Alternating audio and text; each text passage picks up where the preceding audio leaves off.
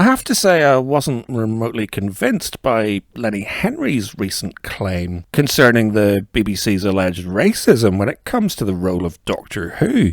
They would rather have a dog do Doctor Who than a black person.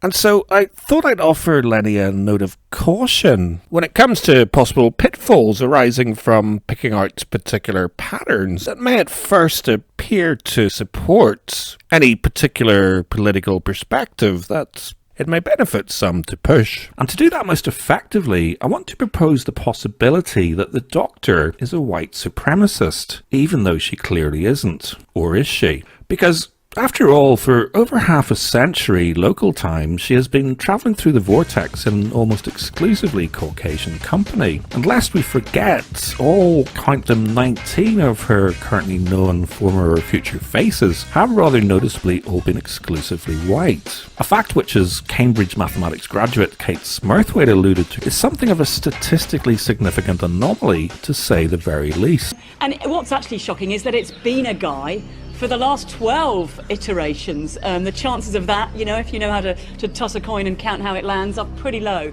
But it's when we get down to the actual nitty-gritty of personal preference regarding persons for the purpose of possible procreation that we can really start to join the dots. Because since her return to our screens in 2005, the Doctor has adventured in a parallel universe where interracial intimate relations are very much the norm. Certainly when compared to our own contemporary reality, where they account for less than 8% of current UK unions. And in this context, every single time that the Doctor dances, her dalliances have noticeably been out of step with practically everybody else. Indeed, every single one of her contemporary travelling companions with a romantic backstory has been seen to participate in interracial relations, and yet the Doctor's busy dance card has always been exclusively white. A track record that dates back to her very first screen kiss in the 1990s, and all the way back to the 1960s if Susan Foreman's heritage is to be believed.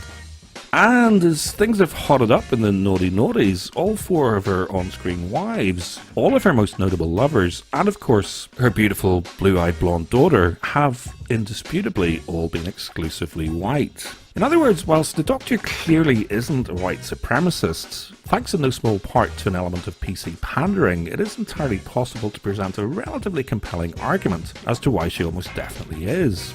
Can't you see it too? There's an elephant in the room.